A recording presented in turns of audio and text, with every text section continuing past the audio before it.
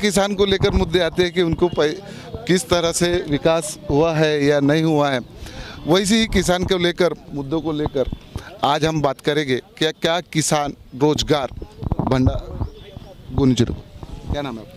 मेरा नाम शरयू तई दाहट है। मैं सिहोरा मछेरा रहती हूँ और मैं बहुजन मुक्ति पार्टी से बिलोंग करती हूँ।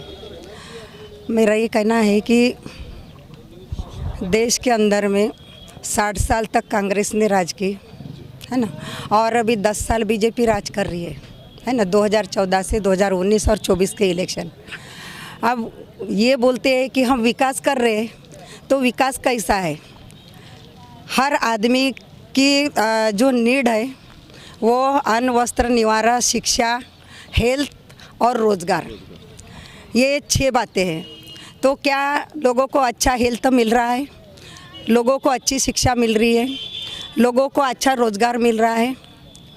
ये यदि चीज़ें मिलती है लोगों को तो लोगों की जो नीड है वो पूरी होती है।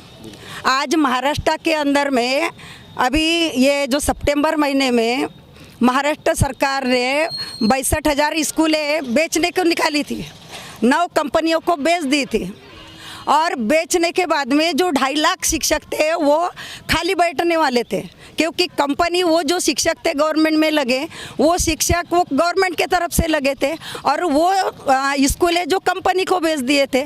तो क्या कंपनी गवर्नमेंट पर बेस पर रखती उनको? नहीं रखती। तो ये सारी चीज़ें जो 60 लाख बच्चे हैं वो शिक्षा से वंचित हो जाते, क्योंकि आने वाले समय में जो विकास बोलते हैं तो विकास कैसा? यदि वो जिस जनता के लिए हम काम कर रहे हैं वो जनता के लिए यदि काम होता है तो उनका विकास होता है कि नहीं? और जनता के लिए काम नहीं हो रहा है, चंद लोगों के लिए काम हो रहा है, तो वो विकास नहीं है। यदि स्कूलें वो 2 अक्टूबर को यदि सारे महाराष्ट्र में रास्ते पर लोग नहीं आते, भारत मुक्ति मोर्चा प्रोटान के माध्यम से यदि लोग रास्ते पर नहीं आते, तो वो जो 62,000 स्कूलें थी तो वो स्कूलें बची नहीं रहती, क्योंकि तीसरे दिन ही शिक्षा मंत्री ने वो आदेश पीछे लिया। दूसरी बात ये है कि 25 तारीख को मैंने 25 फरवरी को बॉम्बे में बहुत बड़ा आंदोलन हुआ प्रोटान के माध्यम से कि शिक्षक बचाओ, शिक्षक स्कूल बचाओ, शिक्षा बचाओ।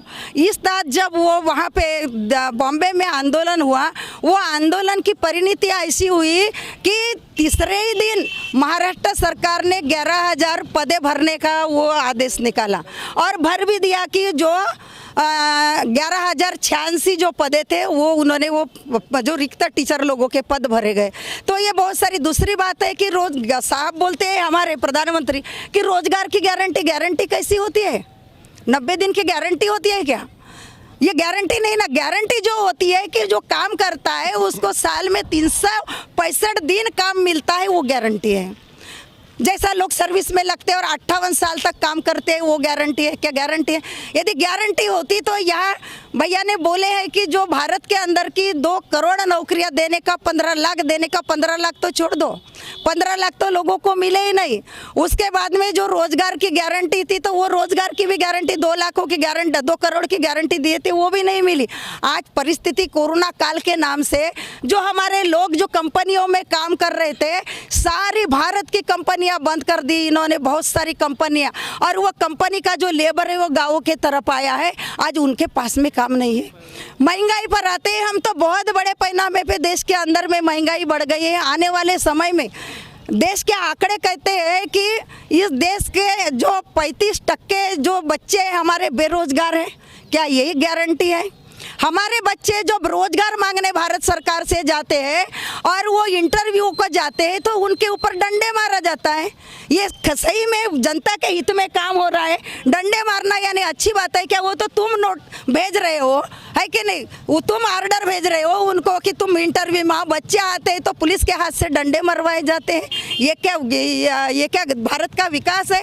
यदि महिलाओं के ऊपर में हम बोलते हैं तो महिलाओं के ऊपर में अन्याय अत्याचार हो रहा है, क्या महिलाओं को न्याय मिल रहा है? यदि महिलाओं को न्याय मिलता तो मणिपुर में हमारी महिलाओं को नंगा घुमाया गया है, क्या भारत के प्रधानमंत्री की आंखें फूटी थी कि आंखें नहीं थी? भारत का प्रधानमंत्री विदेश जा सकता है लेकिन भारत का प्रधानमंत्री वहाँ नहीं, मणिपुर नहीं जा सकता। क्या महिलाओं के प्रति आपका आदर है?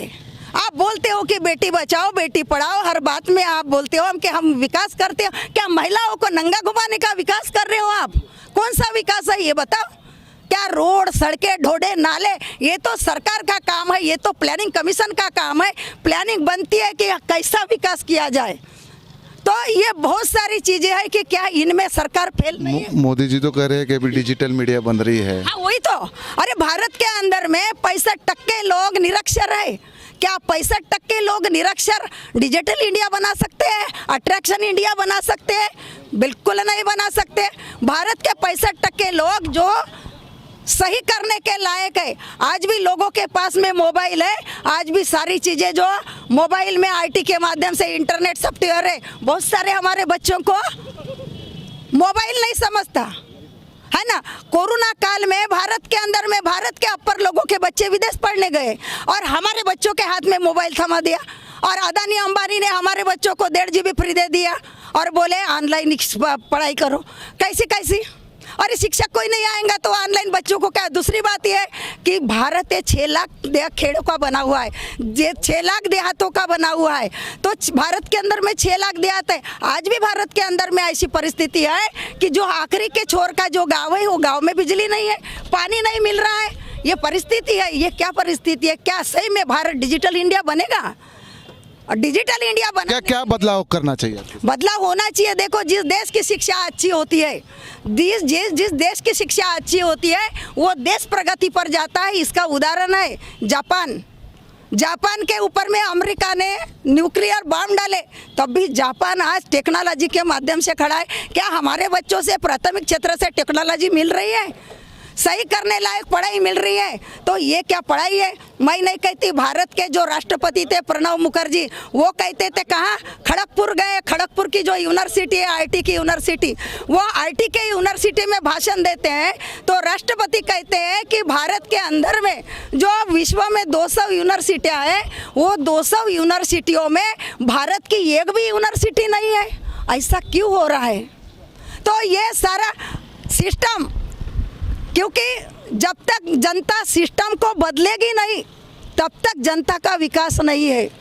क्योंकि रोजगार है नहीं। कैसा होगा फिर विकास? कैसा विकास होगा ना? लेकिन कैसा नहीं होगा? देखो जनता के हित में यदि काम होता है, मैंने शुरू में ही बोली कि जनता की नीड होती है, उस जनता के नीड को देखते हुए यदि सरकार काम करता है तो जनता के काम होंगे ना।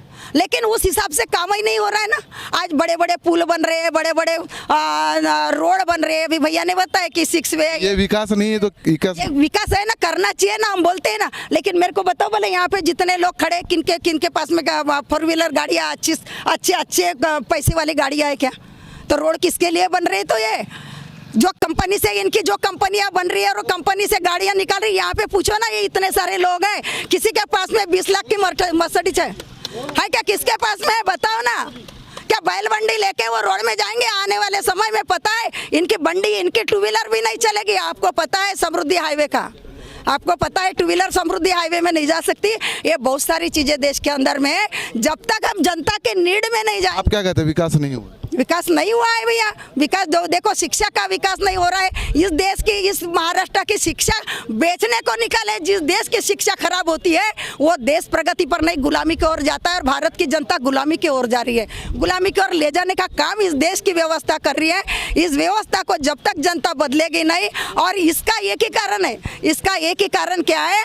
इलेक्ट्रॉनिक वोटिंग मशीन है जो 1982 से इस देश में लाई गई और कांग्रेस ने भी अभी 2004 से 9 में इलेक्ट्रॉनिक वोटिंग से जो इलेक्शन किया गया और बीजेपी ने भी 2014 से 19 और 24 अभी ये इलेक्ट्रॉनिक वोटिंग। देखो इलेक्ट्रॉनिक वोटिंग का जो मुद्दा है वो सारे देश में नहीं, ये इंटरनेशनल मुद्दा है। इस मुद्दे के तरफ भारत की सरकार ध्यान क्यों नहीं देती? 31 जनवरी को 2 लाख लोग दिल्ली के अंदर में बाजू में प्रधानमंत्री ऑफिस में बैठे थे और वो जंतर मंतर पर 2 लाख लोग थे।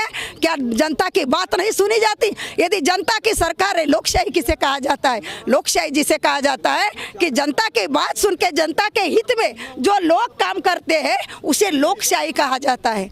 लेकिन देश के अंदर में लोकशाही नहीं है, देश के अंदर में हुकुमशाही है, देश के अंदर में डिक्टेटरशिप आ गई है। इस वजह से जनता के काम तुम कुछ भी करो। हमारे पास में अभी आपने बोले कि भारत की सरकार कहती है कि 400 पर किस बलबूते पर, हम तो बोलते हैं कि 400 नहीं 547 लेके जाओ, जो 544 है ना वो पूरे के पूरे लेके जाओ, लेकिन बाइलट पर इलेक्शन होना चाहिए, बाइलट पर आना चाहिए। जो ठप्पे वाला है, ठप्पे से इलेक्शन होना चाहिए। वोटों की चोरी करते हो और सरकार बनाते हो, वोटों की चोरी थमनी चाहिए। और ये सारी चीज़ें इलेक्ट्रॉनिक वोटिंग मशीन से इसका डेमो सारे देश में दिखाया जा रहा है और सारे लोगों को पता है कि यदि चंद्रयान-2 अंतराल यान में खराब होता है तो उसको जमीन से दुरुस्त किया जा सकता है। क्या ईवीएम मशीन सेट नहीं हो सकती? क्या तुम्हारे मोबाइल से डाटा इंटरनेशनल जा सकता है? क्या ईवीएम मशीन तो आदमी ने ही बनाई है ना, तो उसमें गड़बड़ी भी हो सकती है। लेकिन गड़बड़ी हो रही है ये बहुत सारे लोगों ने सिद्ध कर दिया है। तो इस बात को ध्यान में रखते हुए यदि भारत की सरकार बाइलट के ऊपर इलेक्शन लेती है और बाइलट के ऊपर इलेक्शन लेकर 400 पार करती है तो हम बोलेंगे कि भारत की सरकार सही में जनता के लिए काम कर रही है। इतना मैं कह के रुकती हूँ। धन्यवाद। Thank you.